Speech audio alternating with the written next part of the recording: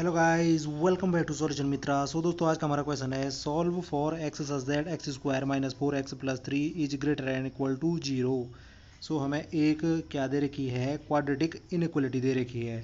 हमें क्या करना है, इसको सॉल्व करना है। सॉल्व करने का मतलब है आपको इसके रूट्स फाइंड करने हैं। तो कैसे करेंगे भाई इस इनइक्वलिटी को सॉल्व, देखते हैं। सबसे पहले देखिए, चलिए हिंदी में क्या कहते हैं क्वाड्रेटिक इनइक्वलिटी को। क्वाड्रेटिक हो गई आपकी द्विघात इनइक्वलिटी हो गई असमीका, तो द्विघात असमीका हो गई। तो हमें क्या करना है, इसको सॉल्व करना है, तो इसके रूट फाइंड करने हैं। सबसे पहले हम क्या करते हैं कि जैसे यहाँ पे क्वाड्रेटिक इक्वेशन, ये हमारी क्वाड्रेटिक इक्वेशन होती है, उसके रूट्स कैसे फाइंड करते हैं। सेम मैनर में पहले हम इसके फैक्टराइजेशन करेंगे। जैसे हमने क्या किया, एक्स स्क्वायर और जो ये 3 है इसके कोफिशिएंट, एक्स स्क्वायर कोफिशिएंट से मल्टीप्लाई किया तो कितना आया 3 इंटू 1, 3 1 जा 3, और 3 के क्या किए, फिर उसके बाद फैक्टर देखे जिनका कि क्या होता है सम या डिफरेंस -4 बना पाऊँ। तो हमारा 3 और 1 मिल गए मुझे, 3 के फैक्टर जिनका कि हम जो डिफरेंस है वो इस प्रकार से लिख सकते हैं, -x -3x इक्वल टू कितना हो रहा है -4x, यानी कि -4x को हम ऐसे तोड़ सकते हैं, +3 ग्रेटर एन इक्वल टू 0। इसके बाद हम क्या करेंगे कि यहाँ दोनों से, इन दोनों से क्या किया आपने, x कॉमन ले लिया, इन दोनों टर्म से आपके अंदर बचा x -1। ऐसे ही इन दोनों टर्म से आपने 3 कॉमन लिया तो अंदर बचा x -1 greater and equal to 0। अब नीचे को फिर क्या किया कि यहाँ पे x -1 इन दोनों टर्म से कॉमन लिया तो क्या बचा x -1 into x -3 greater and equal to 0।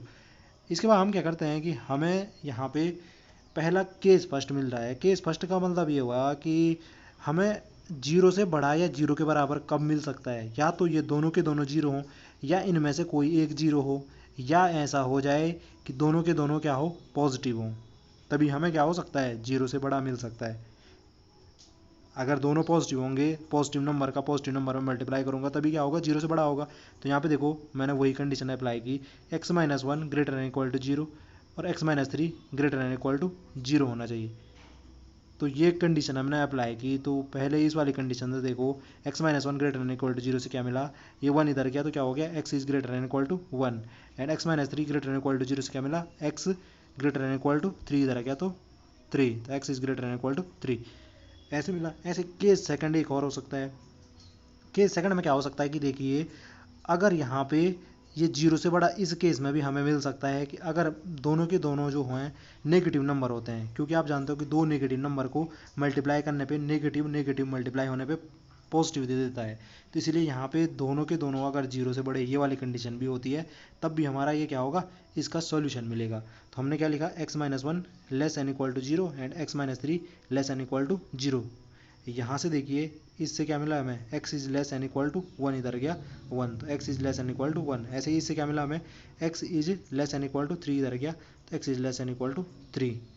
अब यहाँ पे ये दो हमारे पास क्या मिल गए, दो कंडीशन मिल गई जहाँ पे ये इनइक्वलिटी क्या होगी, सेटिस्फाई होगी। तो अब यहाँ पे देखते हैं कि जो कॉमन हमारा आंसर आएगा दोनों से वो क्या आएगा।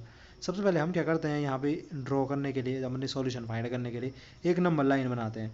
नंबर लाइन आप जानते हो क्या होती है, जिस पे हम नंबर को रिप्रेजेंट करते हैं। बीच में 0 हो गया, इसके इधर पॉजिटिव नंबर लिख दिए, इसके इधर आपने नेगेटिव नंबर लिख दिए।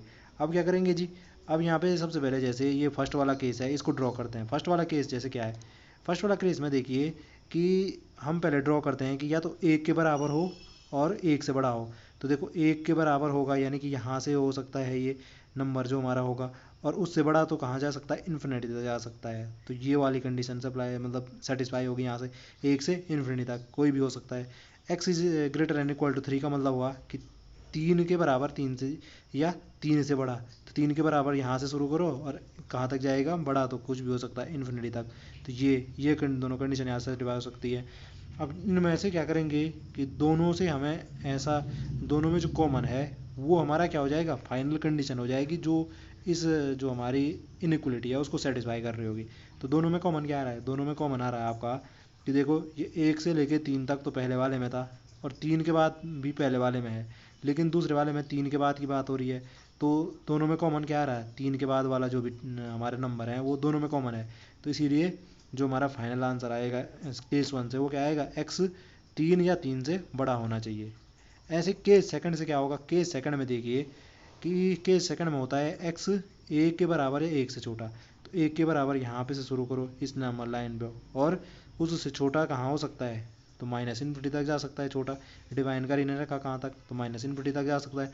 ऐसे ही 3 के बराबर या 3 से छोटा, तो 3 के बराबर क्या हो गया, ये 3 के बराबर हो गया, और 3 से छोटा कहाँ तक जा सकता है, ये भी नेगेटिव के इन्फिनिटी तक, यानी कि इस नंबर लाइन पे यहाँ से यहाँ तक और यहाँ से यहाँ तक, ये हमारे क्या होंगे, रिप्रेजेंटेशन होगा जो ये दो कंडीशन है। अब इनका भी सॉल्यूशन क्या हो जाएगा, जो दोनों में कॉमन आ रहा है, तो देखो 3 से 1 तक तो सिर्फ इस वाले में है, लेकिन 1 के नीचे की बात दोनों में कॉमन है, तो फाइनली जो यहाँ से हमें आंसर मिलेगा वो क्या मिलेगा, x is less and equal to 1 मिलेगा। तो ये दो कंडीशन जो होंगी ये हमारी जो हमारी गिवन इनइक्वलिटी है इसके क्या है, सॉल्यूशन है। जो हमारी इनइक्वलिटी थी, जो ये दे रखी है हमारी ये क्वाड्रेटिक इनइक्वलिटी, इसके सॉल्यूशन हो जाएंगे। लेकिन अभी हमारा जो आपका आंसर होगा वो कुछ दूसरी स्टैंडर्ड फॉर्म में लिखा गया होगा। कैसे कि इस प्रकार से लिखा गया होगा सॉल्यूशन। इसका मतलब क्या हुआ कि 3 इसको हमने ऐसे लिख दिया, इसको हमने ऐसे कैसे लिखा कि देखो 3 या 3 से बड़े का मतलब है कि स्क्वायर ब्रैकेट से 3 को रिप्रेजेंट करो, 3 को मतलब रखो, स्क्वायर ब्रैकेट लगाओ उसके आगे, और कहाँ तक जाएगा, 3 से बड़ा कुछ भी हो सकता है इन्फिनिटी तक, तो इन्फिनिटी तक, तो इन्फिनिटी डिफाइन नहीं है, तो इसलिए वहाँ पे क्या हो गया, कर्ली ब्रैकेट। और 3 के बराबर या 3 से बड़े की बात हो रही है, यानी 3 से छोटा तो होगा नहीं, इसलिए यहाँ पे स्क्वायर ब्रैकेट सीधे लगा दिया।